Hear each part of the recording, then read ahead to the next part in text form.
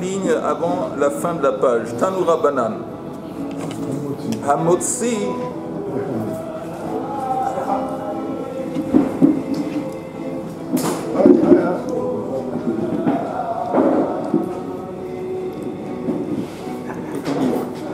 Hamotzi mechanut leflatia derech stav. C'est quoi le cas de figure? Quelqu'un qui porte Hamotzi, porte quelque chose, mechanut d'un magasin, les platia ou flatia, c'est quoi platia? C'est la place. La place. Il y a une place, et donc la place, c'est un endroit, c'est Reshut Harabim. Le chanout, c'est Reshut Hayachid. Okay? Mais il a passé d'un à l'autre à travers un truc qui s'appelle stav. C'est quoi stav? Stav, c'est en face des magasins. Il y a les gens, les marchands, ils mettaient des sièges. Il y avait un endroit où ils s'assoyaient, ils discutaient avec les clients. Et ça, cet endroit, c'est ni Reshut Hayachid, ni Reshut Harabim. Apparemment, c'est carmélite. Carmélite. Ok, donc, le cas de figure, c'est qu'il fait, encore une fois, Hey Amoud Bet Amoud, 5 lignes d'en bas, Tanu Rabbanan Hamotzi Mechanut Leflatia Derech Stav Chayav. Ou Ben Azai est poter, tandis que Ben Azai dit non, il n'est pas Chayav, il est pas tour. Pas tour, ça veut dire Assur de Rabbanan. Alors la Gemara dit Bishlama Ben Azai, je comprends Ben Azai que ça va mehalech que omed damei. Qu'est-ce qu'il dit Ben Azai? Que quelqu'un qui olech, qui va, oui, quelqu'un qui se promène, que omed, c'est comme s'il a été posé dans l'endroit dans lequel il marche. Donc, s'il a fait le parcours du magasin Chanout, il a passé à travers le stav. Stav, c'est un carmélite, c'est l'endroit où les gens s'assoient et discutent. Et il rentre dans la platia, la cour, qui est Reshut Harabim. Mais quand il est entré, quand il a traversé le carmélite, c'est comme s'il s'était posé là-bas. Même sans s'arrêter. Même sans s'arrêter. Et donc, ça veut dire, en fin de compte, que Midoraita, si on passe de Reshut Hayachid ou Reshut Harabim dans le carmélite et vice-versa, il n'y a pas d'interdit. C'est seulement un interdit Rabbanan. C'est pour ça que lui, Ben Azai, dit que ce monsieur, dans ce scénario, il n'est pas tour. Parce qu'en fin de compte, c'est vrai qu'il ne s'est pas arrêté, mais le fait qu'il a passé à travers le carmélite, c'est comme s'il s'était posé là-bas. Après, il va du carmélite jusqu'au plateau, à la place Reshut Harabim. Il n'y a pas d'histoire de Raïta. Parce qu'encore une fois, l'histoire de Raïta, c'est seulement quand il y a une transition entre Reshut Hayachid et Reshut Harabim. Ici, au milieu, il y avait carmélite. Donc qu'il s'arrête dans la Reshut carmélite, oui, ou qu'il traverse, pour Ben Azai, c'est pareil. C'est pareil, pour Ben Azai. Tandis que pour les Rabbanans qui discutent et qui disent qu'il est Chayav, pour eux, ils disent tant qu'il ne s'est pas arrêté, il est fautif. Ouais. Alors, regardez juste le Rashi. Le Rashi qui dit Chanout, à peu près 6 lignes d'en bas de la page, le Rashi. Chanout, Reshut Hayachid, Platia, Rachava, Vehu Reshut Harabim, c'est la cour.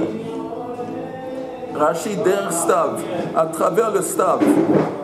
Et Rashi dit Makom itztebaot, chez Yoshvim Socharim, c'est un endroit où il y a des sièges sur lesquels s'assoient les marchands. Veshem Karmelit Aleha. Parce que ce n'est pas vraiment un endroit qui est consacré au va-et-vient. Reshut Harabim, c'est consacré au va-et-vient, comme les routes, comme les rues, comme là non, c'est un carmélite. Et encore un Rashi. Rashi qui est Chayav, Ho'il, Velo Amad Bestav, la fouche, Ein Kan Hanacha, et la Beplatia. Les Chachamim disent il est fautif, il est transgressé. Pourquoi? Comme il ne s'est pas arrêté quand il marchait, quand il a traversé le carmélite, comme il ne s'est pas arrêté, donc il s'avère que la Kira s'est déroulée dans le magasin, Reshut Hayachid. L'objet a été posé dans Reshut Harabim. Mais voilà, on s'en fout qu'il est passé à travers, il ne s'est pas arrêté. Ça c'est Chachamim. Et Rashi dit au Ben Azai, Poter, que de Mefarshim Kesavar, Mehalech Keomed Dame. C'est comme, en dépit du fait qu'il marche, c'est comme s'il était immobile. Venimsa Ne'ekar Mirshut Yachid, Vemunach Bestav, Veoker Mirshut Mekarmalit, Mistav, Vemeniach Bershut Rabim.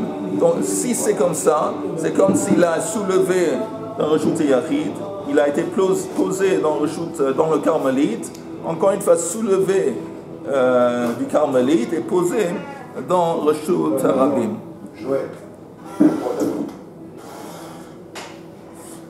Ok, c'est clair. C'est clair pour tout le monde jusqu'ici. Ok. Alors la Gemara dit Bishlama, 4e ligne avant la fin de la page, ça marche, c'est compréhensible.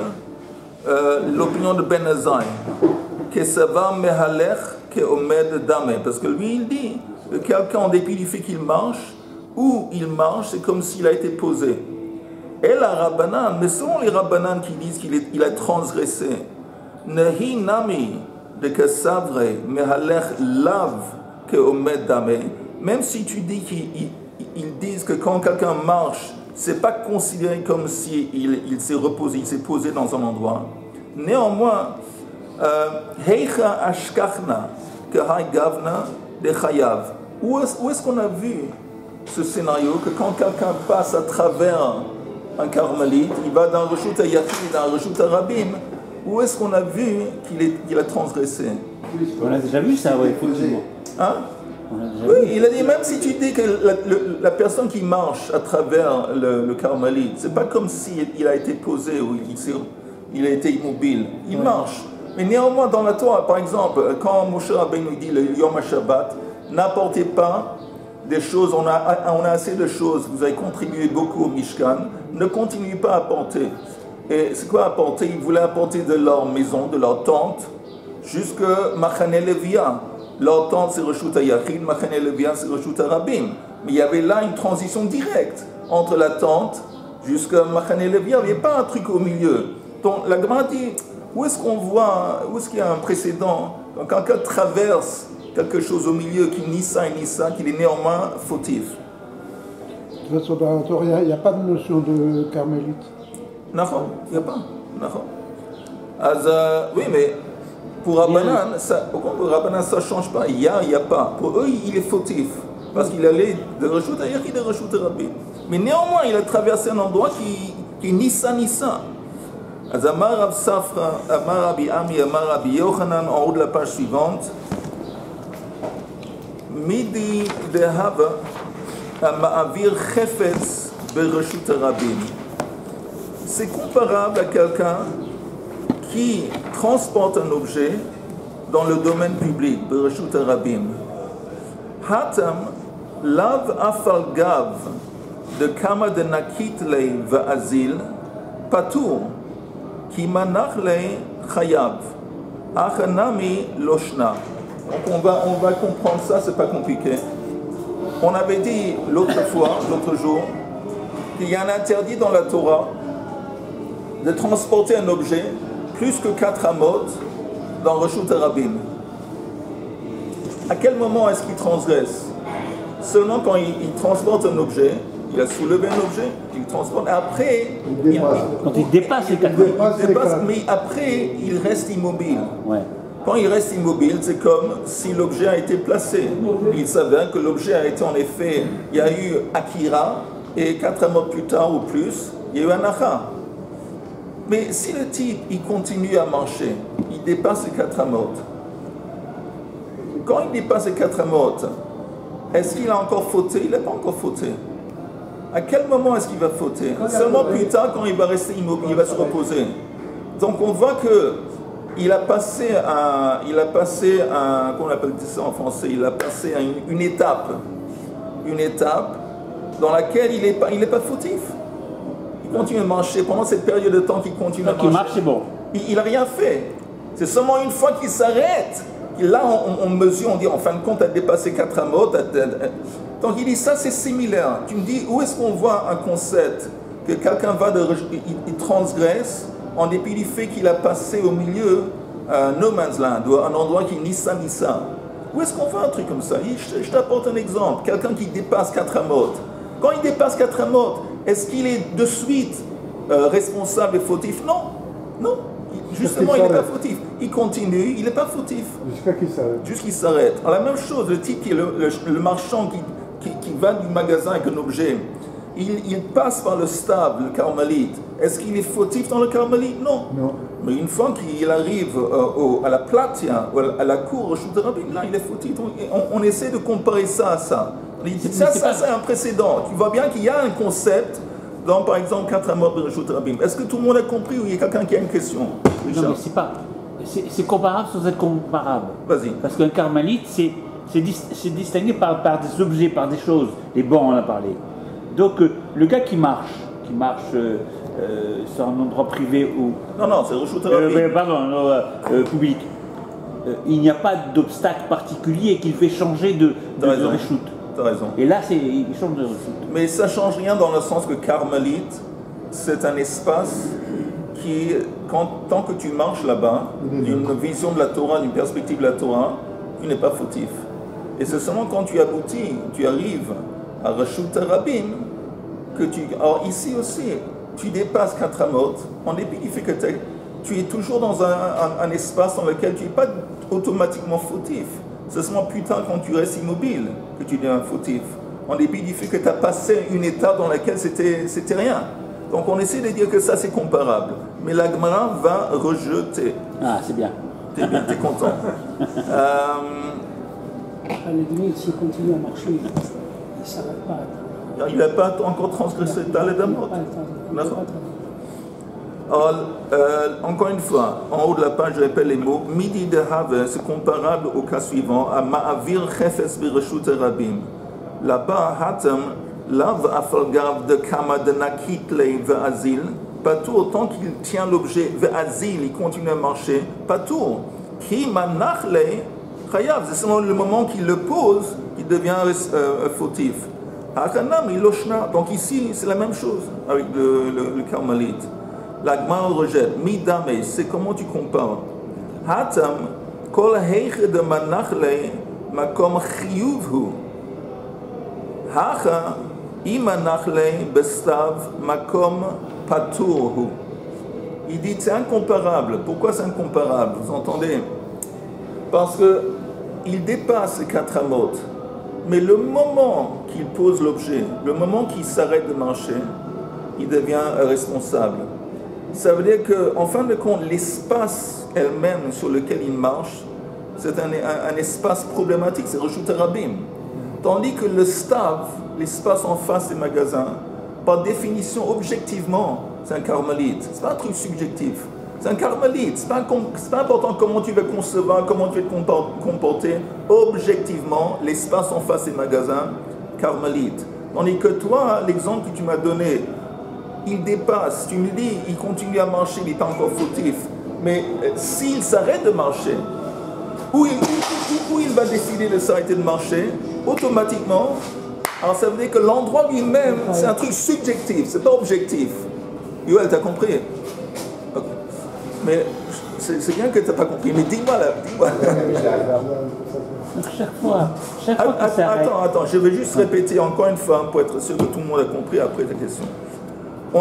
On essaie de comparer, on dit écoute, c'est du jamais vu, où est-ce qu'on a vu un truc comme ça, que quelqu'un qui marche, il sort un objet de Reshut Yachid du magasin, il arrive à la place publique, c'est Reshut Rabim, mais il traverse un espace dans lequel en fin de compte, il n'est pas fautif, et tu me dis qu'il a transgressé une fois qu'il arrive à la place. Mais où est-ce qu'on voit ça, en dépit du fait que tu passes à travers un endroit qui est neutre, néanmoins, c'est considéré comme ça. Alors, la Gemara essaie de dire que quand tu portes un objet dans le domaine public, tu dépasses 4 amot. Si tu continues à marcher, en fin de compte, il s'avère que tu n'es pas fautif. Donc maintenant, c'est en quelque sorte considérable, comparable. Tu es dans un espace dans lequel tu n'es pas fautif. Tu es seulement fautif une fois que tu t'arrêtes. Alors, une fois que tu t'arrêtes, il s'avère que maintenant tu es fautif. Mais les pas que tu as pris précédemment, quand tu as dépassé 4 amot, tu n'es pas fautif parce que tu n'es pas encore. C'est comparable. Jusqu'ici, c'est clair. La Gemara rejette, il dit c'est pas comparable. Parce que quand il a traversé le Carmélite, le magasin, pour arriver à la place publique, le Carmélite, par définition, objectivement, c'est un Carmélite. C'est pas un truc subjectif, c'est un Carmélite. Tandis que quand tu dépasses les 4 amot, tu es, à chaque seconde que tu t'arrêtes, tu vas devenir fautif. Parce qu'en fin de compte, il est en reshut rabim. C'est un truc subjectif. C'est que toi, en fin de compte, subjectivement, tu continues à marcher. C'est pour ça que tu n'as pas transgressé. Mais l'endroit dans lequel tu marches, c'est un endroit qui est reshut rabim. C'est différent que le Carmélite. Ces deux espaces, le Carmélite, par définition, objectivement, il est neutre, c'est pas un problème. Tandis que là, c'est un problème subjectif. C'est simplement parce que tu t'es pas arrêté de marcher. Mais le moment que tu t'arrêtes, si tu t'es arrêté de marcher à quelques centimètres après 4 amot, t'es fautif. 3 mètres plus tard, t'es fautif. Tu vois bien que l'endroit lui-même, il est compliqué. Il est Gorem. Hein? Un Makom Gorem. Makom Gorem. Donc alors il peut aller il s'arrête toutes les 4 amot, il n'y a pas de problème, il continue, il n'y a pas de problème. Oui, s'il s'arrête avant d'arriver à 4 amot, il peut continuer des kilomètres. Et ainsi de suite. Mais Voilà. Et pas seulement ça. S'il a dépassé 4 amot, et il continue à marcher jusqu'à la fin du Shabbat, Ça, aussi, c'est autre chose. il a besoin des costauds, mais il n'a pas transgressé. Ok, alors Agmara, on est en train d'essayer de... Comment ils ont établi qu'en sortant du magasin, c'est Carmélite? Parce que on avait dit qu'en face... J'ai une explication, mais je ne sais pas si c'est la bonne. En face du magasin, ils avaient l'habitude de mettre, ils construisaient, il y avait des choses construites. Il y avait comme des chaises, mais ce n'est pas des chaises c'est ambulant. Il y avait des bancs. Okay, mais c'est le cas actuellement dans certaines parties de Jérusalem. Ok. Je ne sais pas si vous voyez. Mais il y avait des bancs construits. Et c'était fait pour que les fixes, exactement, sur lesquels les marchands s'assoyaient, quelquefois discutaient entre eux ou avec des clients. Donc, ce n'est pas le magasin, ce n'est pas le Reshut Yachid, mais ce n'est pas non plus un endroit où il y a du va-et-vient, parce qu'il y a des bancs, donc ça empêche les gens de marcher. Donc ça, c'est un Carmélite. C'est ni Reshut Rabim, parce que le Reshut Rabim, c'est un endroit qui est fréquenté par du va-et-vient du public. Peut-être qu'ils ont fait cette région en Carmélite, pour que les gens qui se passent devant le magasin, ils puissent regarder les vitrines, ils puissent regarder un tas de trucs. Le magasin, c'est Shabbat. Absolument. Shalom. Regardez les vitrines. Shabbat.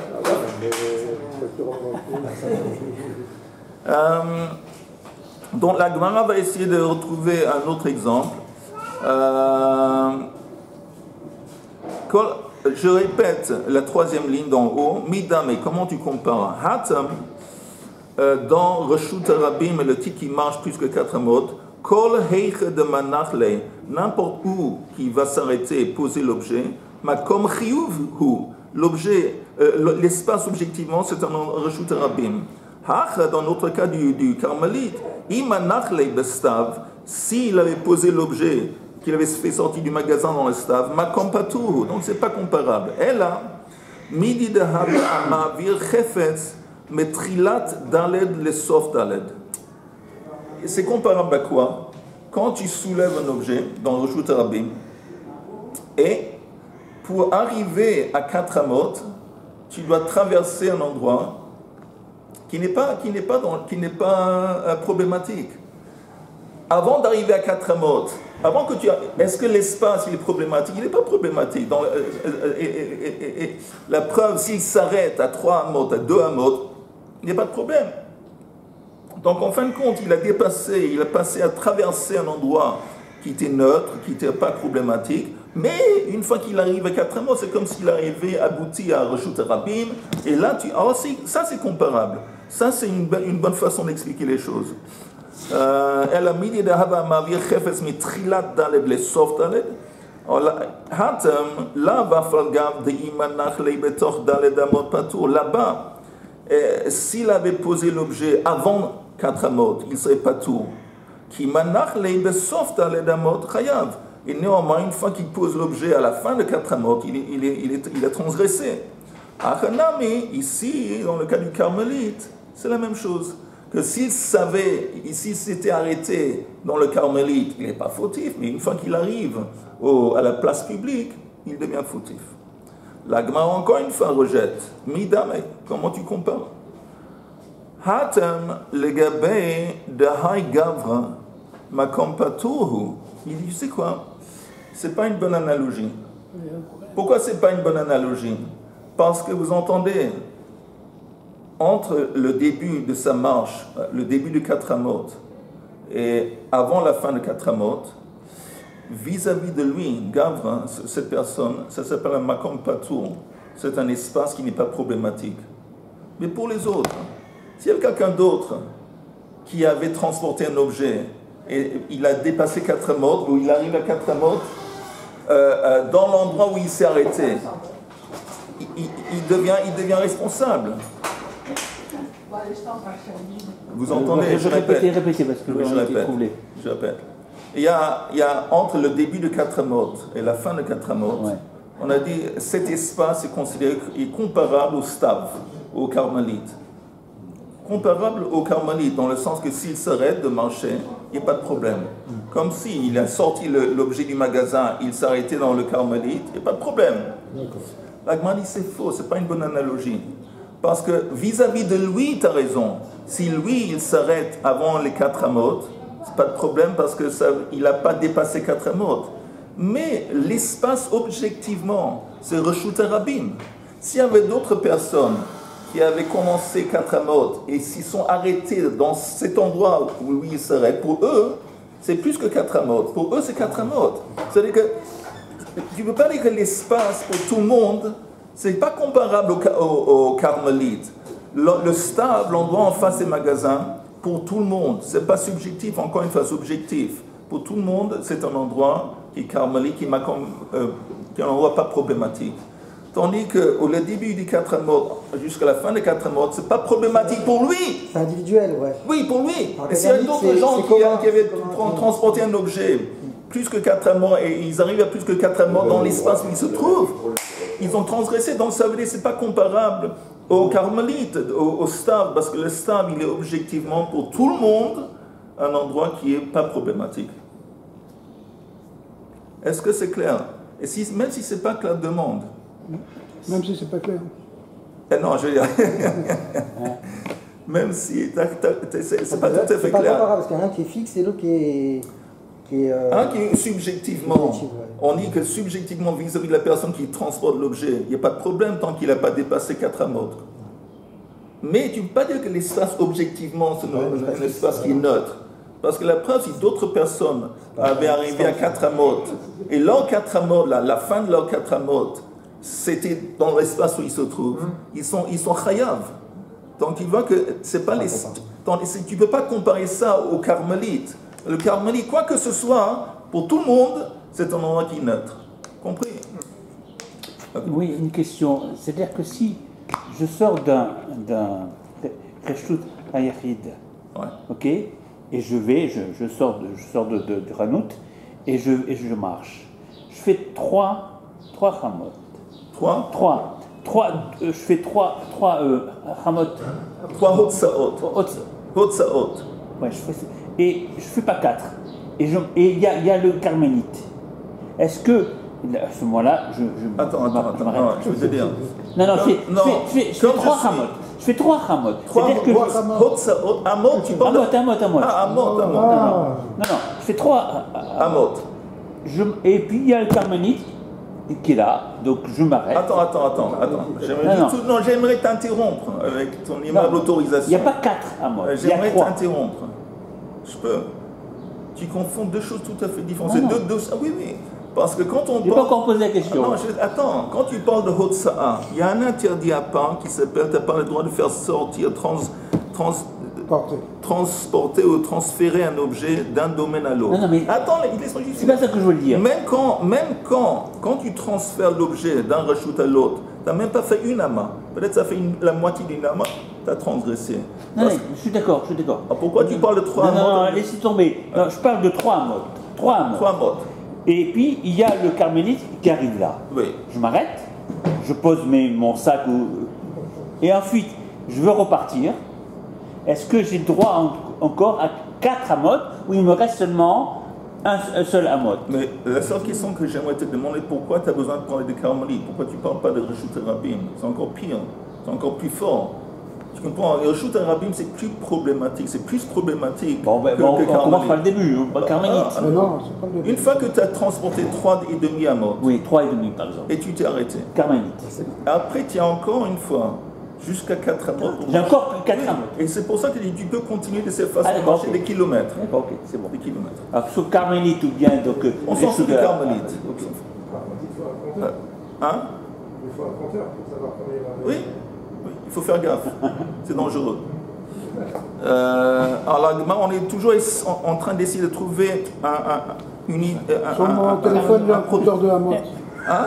Sur mon Il a téléphone. quoi? À chaque fois que je marche, je me dis, vous avez passé combien de Hamot? Alors la Gemara dit, Pas de servir ton téléphone Shabbat. elle a, je t'apporte une bonne analogie, elle a midi de hava amotsi me reshut yachid le reshut rabim derer tzidei reshut rabim. Je donne un autre exemple. Quelqu'un qui fait sortir un objet de la maison, reshut yachid, jusque dans le domaine public, reshut rabim, à travers tzidei reshut harabim. Alors, si vous regardez le Rashi qui est la 5e ligne d'en haut de la page, Atsidei Reshut Harabim, je vais te dire, Richard, regarde-moi une seconde. À la fin de la ligne. Attends, toujours, regarde-moi. Toujours le Rashi, non, c'est un conseil. Toujours le Rashi, il est à l'intérieur de la page. C'est quoi l'intérieur de la page? Regarde-moi, regarde. L'intérieur, non, l'intérieur c'est ici. L'extérieur c'est ici. C'est vrai que j'ai tendance à aller à gauche. Alors, C'est vrai. le Rashi, il est toujours là. Alors, normalement, qu'est-ce qui se trouve à l'extérieur? Tu entends? Qu'est-ce qui se trouve? Nature. Je suis un gauchiste. Richard, c'est Qu'est-ce Richard. qui se passe normalement à l'extérieur? Normalement, c'est les Tosfot à l'extérieur. À l'intérieur, c'est le Rashi. Merci. Donc, la 5e ligne. Fin de la 4e ligne. fin de la Tzidei Reshut Rabim, mais Reshut Yachid et Reshut Rabim, que gon Chatser, Shenifrat les Reshut Rabim. Il y a, disons, une cour, et la cour, le portail ou le gader a été brisé, il donne sur la route. D'ave makom ha-mechitza Tzidei Reshut Harabim, ופליגי בה רבי אליעזר רבנן בעירובין בפרק כל גגות, ואמר רבנן דלאו כי רשות הרבים דמו ואפילו הכי כי אפים רשות יחיד לרשות המדר שם חי. Vous entendez? Il y a l'endroit, ok, il y a, disons, il y a en face d'une maison, il y a une clôture, il y a une petite clôture qui est à côté de la maison, voilà. Et la clôture, elle a une épaisseur. Maintenant, entre l'épaisseur de la clôture, disons, il y a pas mal d'espace entre l'épaisseur de la clôture, on accède sur Reshut Harabim, sur la route. Alors, quel est le statut de cet espace étroit entre le seuil de la maison et entre l'ouverture de la clôture qui donne sur les... Alors, il y a une marloquette. Est-ce que c'est Reshut Harabim ou est-ce que c'est Reshut Yachid? On va voir. Mais on essaie de comparer ça à notre cas. On va voir dans les mots de la Gemara. Un peu avant, on a vu que c'est l'espace qui est à la sortie de